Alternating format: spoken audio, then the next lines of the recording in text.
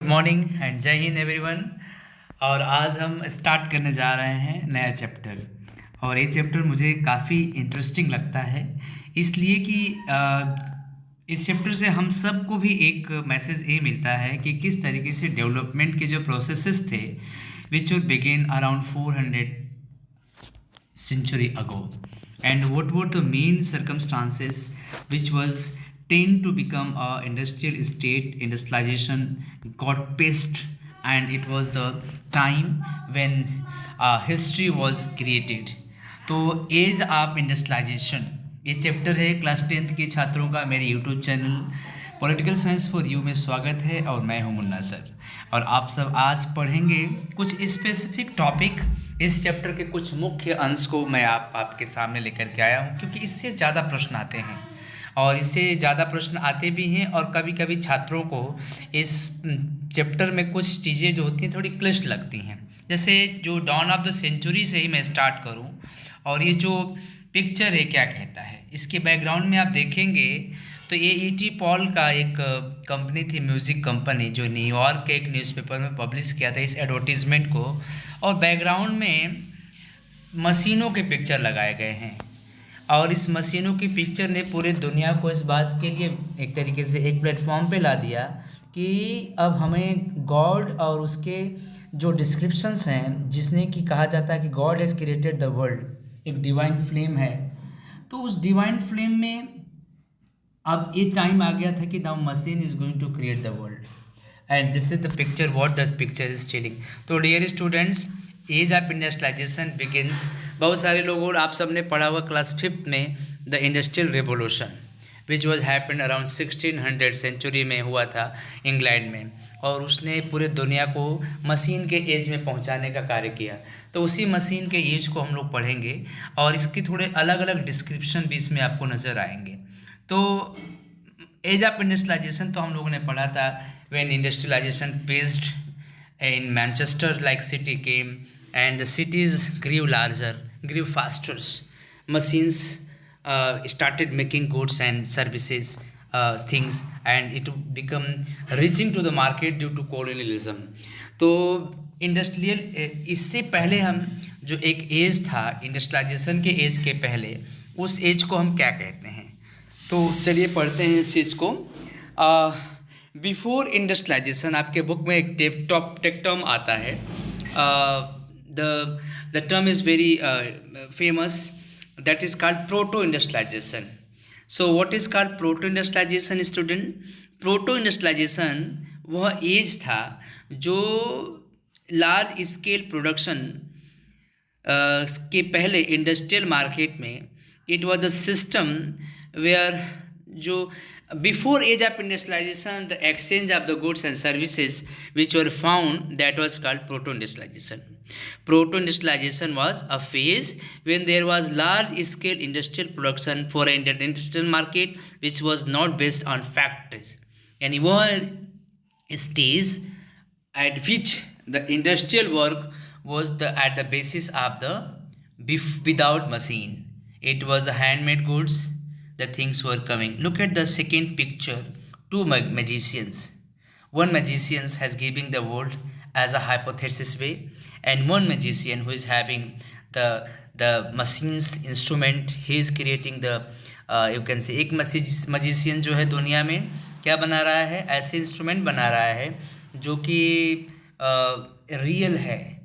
It has different type of the structure, like Eiffel Tower is there, big buildings are there, bridges are there, and yes, there the railway networking are there, indoor outdoor things are coming, factory is there. And second आप देख रहे हैं one magician who is making a things which is not having any basis. वो अलौकिक एक तरीके से देख सकते हैं.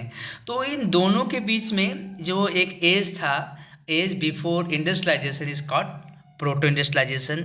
और उस इंडस्ट्रियलाइजेशन में फैक्ट्रियों में सामान नहीं बनते थे, things were not coming getting out in factories. This phase is called proto industrialisation. और उसके बीच में एक नेटवर्क था प्रोटो इंडस्ट्रियल सिस्टम में, that was part of a network of commercial exchange through man to man, for people to people. This is going on. से students, आपको एक पॉइंट क्लियर हो गया होगा, age of industrialisation begin around 1600 to later on period 18th century तक इसको मानते हैं। And in this age of machine where new technology develop, new phase of industrialisation केम।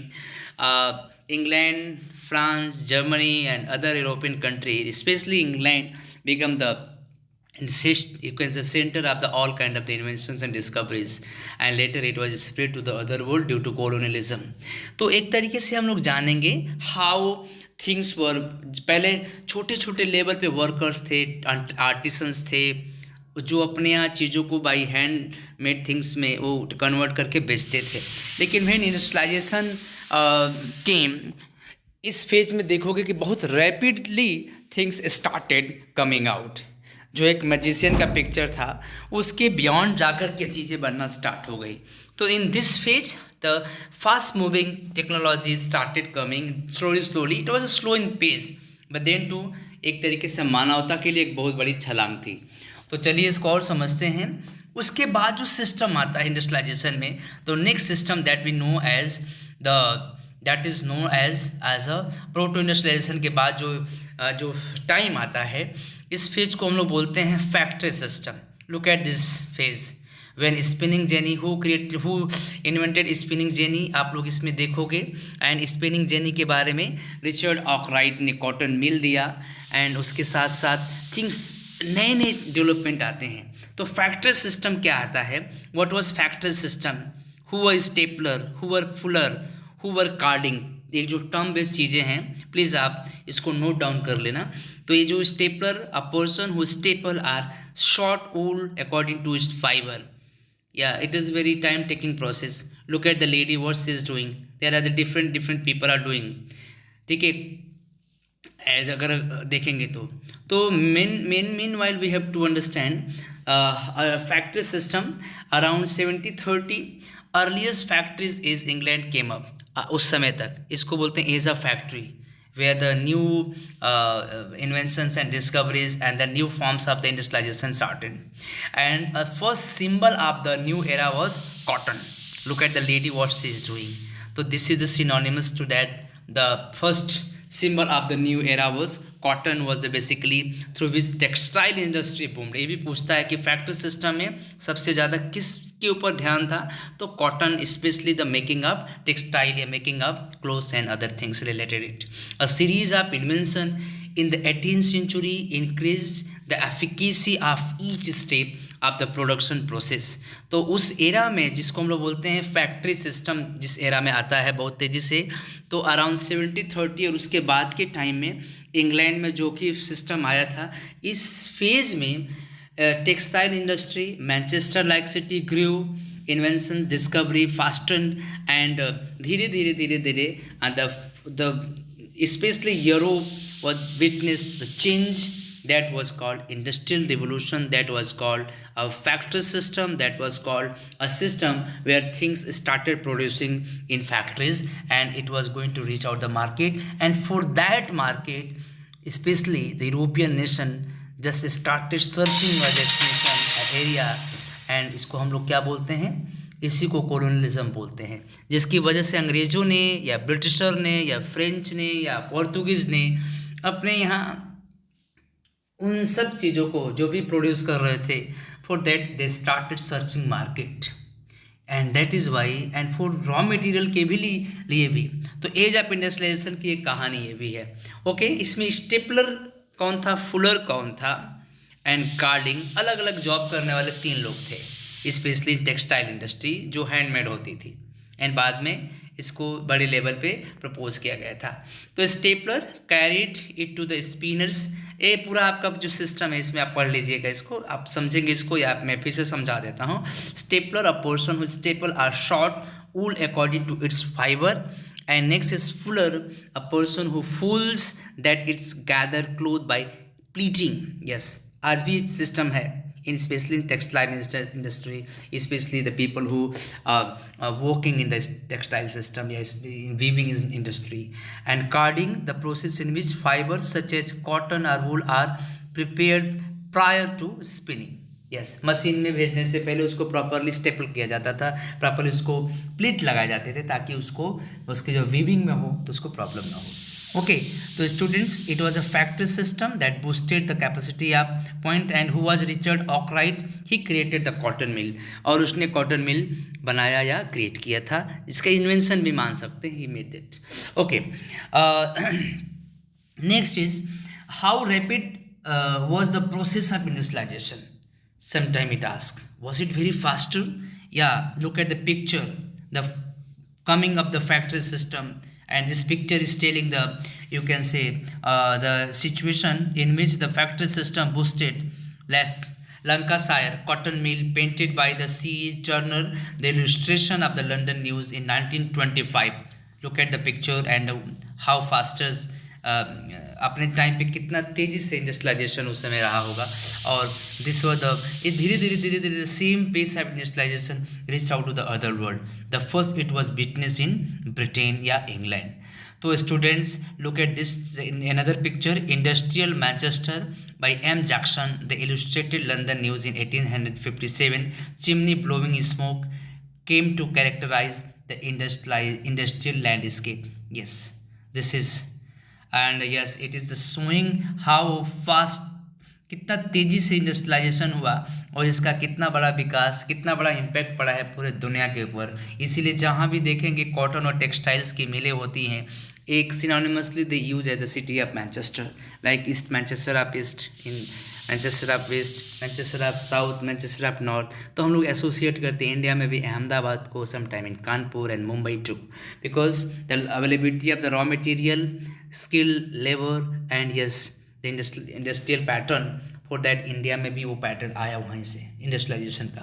तो specially the cotton industry setup in such cities, Surat, Ahmedabad, Mumbai, Kanpur etcetera. तो ये आप समझ सकते हैं कि same pattern britisher just established in India when colonialism came out. Okay, सो लेकिन अब एक क्वेश्चन पूछता है कि हाउ एज ऑफ इंडस्ट्रियलाइजेशन, मैं आप सबको इसलिए मैंने बोला था शॉर्ट में बताऊंगा, how age of industrialization affected hand labour, या how steam power affected life of the hand labours. Yes, because आप लोगों ने प्रोटो इंडस्ट्रियलाइजेशन में पढ़ा था कि यह वह टाइम था प्रोटो इंडस्ट्रियलाइजेशन में जब बिना फैक्ट्री के ही एक सिस्टम था जिसमें कि इंडस्ट्रियलाइजेशन हुआ, but it was in slow process.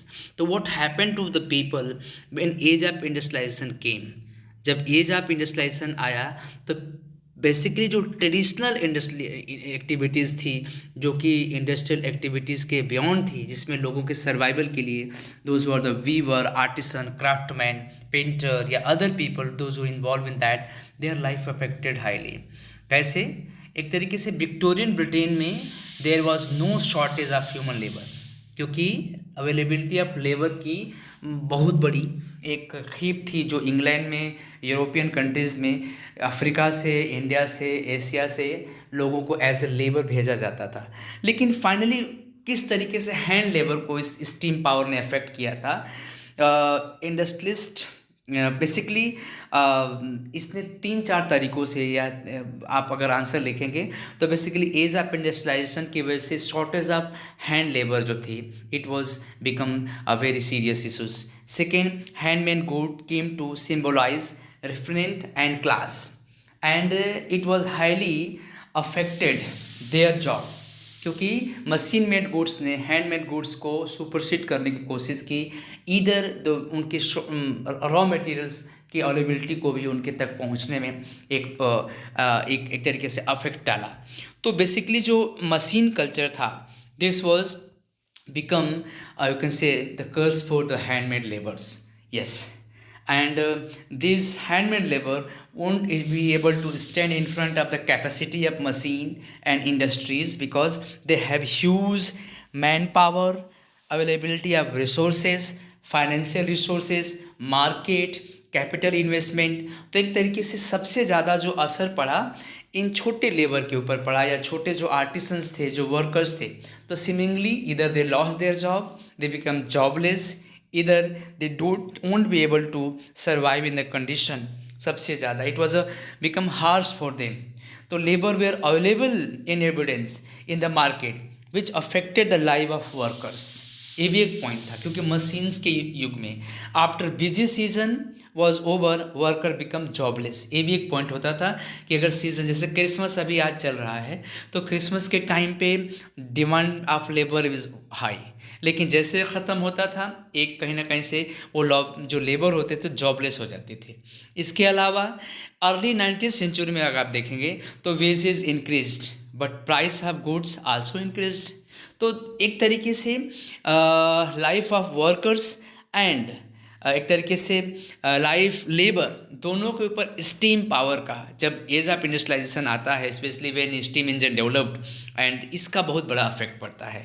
ठीक है, तो जैसे आज देखेंगे तो we are in the age of industrialisation के फेज में तो हम बहुत आगे निकल चुके हैं। We are in the age of machine, specially artificial intelligence, and this artificial intelligence are going to you can say shrink the job for human being, robots are taking place. तो उसी तरीके से इफेक्ट डाला था उस समय के industrialisation ने। तो life of workers and specially those who are the weavers या you can say the artisans craftsman, उनके सामने भी बहुत बड़ा चैलेंज आया था। ओके, स्पेशली एक क्वेश्चन आता है कि व्हाट वाज इफेक्ट ऑफ एक तरीके से what was impact of age of industrialisation specially in colonial state like India. India was a colonial state that time, and how age of industrialization, how Indian textiles suffered, yeah, grew. क्या impact पड़ा था ये? Was it positive impact और negative impact? Spinning jenny fact ये देख सकते हो, that was spinning factory. आप इमेजिन कर सकते हो कि एक जो हाथ से जो हैंडमेड जो कॉटन मिल्स रही होगी उस समय की, कॉटन बनाने की जो प्रोसेस रही होगी, वो किस तरीके से इसके आने के बाद बहुत फास्टेस्ट मोड में आ गई थी।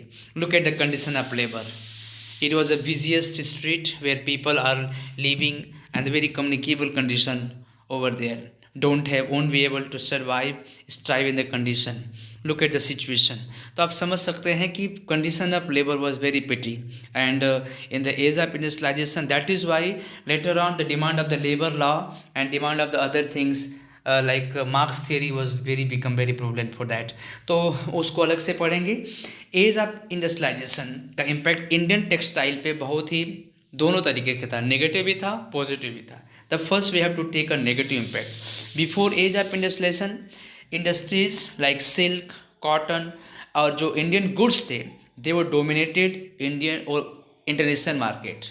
इंडियन गुड्स की बहुत बड़ी डिमांड थी यूरोपियन मार्केट में because of it contrast, quality and creativity. तो इसके मार्केट को ब्रेक करने के लिए, क्योंकि हैंडमेड प्योरिटी होती थी, ओरिजिनलिटी होती थी, और yes it look different than the other market. तो फर्स्ट जो इंडियन गुड्स थे they were dominated international market, and it was a good sign for Indian craftsman and labourers. But when the age of industrialization came, it was really become very and second, a vibrant sea trade operated through the main pro-colonial ports. We have read in the Vijayanagar Empire, we have read in Mauryan Empire, and some other you can say the states and the early dynasties where the trade were boosted. लेकिन what happened later on? What happened to weavers? Students आप सब जानते हैं कि किस तरीके की conditions what impacted Indian weavers. तो first after East India Company established political power, they carried to eliminate the existing trader and brokers and establish a more direct control over the weavers. पहला नंबर industrialisation के phase ने Indian weavers को सबसे ज़्यादा परेशान किया। Specially Indian weavers were highly targeted, and especially these these Indian weavers, especially company established its hegemony, its traditional power, administrative power, control, and Indian weavers were forced to obey the rules of company. Okay, and it appointed a paid servant called the Gomasthas. Who were Gomasthas? Question पूछता है। A middleman between company and survivors, weavers, collect supplies, examine the quality of clothes, and on time delivery वो गोमस्थास का होता था।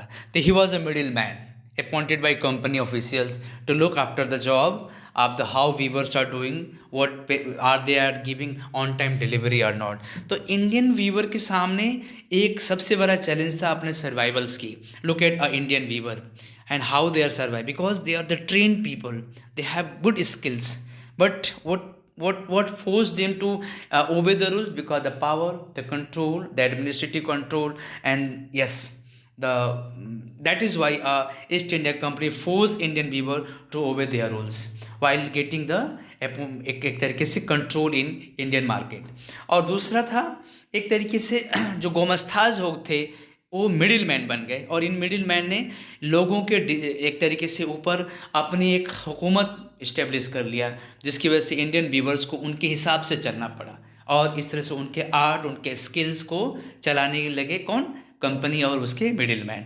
तो एक तरीके से loan were provided for purchasing raw material for production. The produced cloth was to be handed over to the gomasthas. In many weaving villages, there were reports of clash between weavers and gomasthas, because new gomasthas were outsider, no long-term social link. इस तरीके से गोमस्थास की भी जो duties थी वो बाद में चेंज होती चली गई. क्लैश का कारण ये भी बनता है. तो इंडियन वीवर्स इधर विप्ड आउट, इधर they left the job and they started doing another things. इस तरीके से उनका जो स्किल, उनका जो आर्ट था, इधर it was vanished, it is gone out, या फिर ब्रिटिशर्स के कंट्रोल में चला गया. तो इंडियन वीवर को काफ़ी सफर्ड होना पड़ा इस टाइम पे, इस एज ऑफ इंडस्ट्रियलाइजेशन में. When company establish is irony in Indian market, they started कैसे एक तरीके से डूइंग इट्स अपनी हेजिमनी को स्टेब्लिश कर लिया, और इंडियन वीवर्स को सफर होना पड़ा. So this was the point. ये आप लिख सकते हो कि what happened to Indian weavers. The Indian weavers especially lost the control in traditional market, even in international market too. Okay students, एक ये भी पूछता है क्वेश्चन कि what was the positive impact of Indian market, या how did Manchester came to in India. तो Manchester came to in India through establishing cotton industry, textile market, local industries में के आर्ट को लेकर के, साथ ही साथ इम्पोर्टेंट जो इम्पोर्ट ड्यूटीज़ और कॉटन टेक्सटाइल को मैनचेस्टर्स के कॉटन इंडस्ट्री के साथ पैचअप करके, एंड साथ ही साथ इंडियन कॉटन इंडस्ट्रीज जो थी just come under the control of britisher market, because it was giving competition to the Britain. So that is why this East India Company persuaded to sell British manufacturer in Indian market as well. तो धीरे धीरे एक जो process था as of industrialisation का Manchesters का, it how did it came. और thus cotton weaver in Indian faced two problem that at the same time their export market collapsed as market overloaded with Manchester import. अब इसको ध्यान दीजिएगा इस point को कि Indian market collapse because outer market से आने वाले गुड्स जो थे वो थोड़ी तड़क भड़क वाले थे, और उन लोगों ने उस स्पेशली टेक्सटाइल्स और क्लोथ्स ने इंडियन मार्केट में अपनी क्या हेजिमनी जमा लिया. उनके ऊपर ब्रिटिशर ने काफ़ी लिवरेज भी दे रखे थे, so that they could persuaded the Indian market, they occupy Indian market. And धीरे धीरे by end of the 19th century factories in India started production the clothes, flooding in the markets with their goods, you can say the clothes, textile, and yes, धीरे धीरे जो local market था Indian clothes का, either it was shrunk in, either it was whipped out. So Indian weavers suffered a lot when Manchester came to in India. Yeah, before when it was not, then too they suffered, because middle man की जो भूमिका थी उसने Indian weavers को काफ़ी परेशान किया. तो आप ये आंसर लिख सकते हैं कि what happened to Indian weavers after Manchester came to in India, या how did Indian weavers suffered when Manchester या when this age of industrialisation come up. तो दो चीज़ है. तो कुछ डेडलाइन है, मैं आपको बता देता हूँ. The first cotton mill in Bombay was established in around 1854, and around 1855 the first jute mill established in Bengal, and around 1862 another jute mill came up the very same state, and 1860 Elgin mill was started in Kanpur. So this way they started establishing their, you can say factories system. इसीलिए हम लोग इसको top heading दिए है factories come up या Manchester came to in India. So 1861 the first cotton mill of Ahmedabad set up, and 1874 the first spinning weaving mill of Madras began production. So hope you understand this what happened to Indian weavers. One more point, who were early entrepreneurs. You know that entrepreneur are the people, yeah, any person who having its own you can say the setup of the, you can say the factory, any kind of the industrial production, where he applies some people for job and they skilled it and enhance it. So especially there are the people, the one person, that Dwarkanath Tagore made his fortune in the China trade in Bombay, Parsis, like uh, this was Petit and Jamshid Nuswanji Tata, who built huge industrial empires in India. Even today, they are the best, one of the best brand of Indian market. So colonial power came in power. Indian businessmen were barred from the trading with Europe's in manufactured good. So finally, in some of the people who were trying to become the part of the that age of industrialization, and today they are become, even today they are invading in that area. So आप कह सकते हैं कि this phase of industrialisation also become change for Indian market. It was a positive too. Whatever changes we are having today, haven't had, it is also the stones, yeah, you can say the that pillar was fact that time. तो उम्मीद है आपको एक point समझ में आया होगा. How Manchester came to in India, what impact is there, what happened to Indian weavers who are gomasthas. Okay, and yes, some of the date I mentioned. Okay, so with that I'm just going to conclude it, and later I will if anybody having any question, please let me ask. Okay, so with that, that's all from my side. Please revise, read, and best of luck for your examination. Thank you and Jai Hind.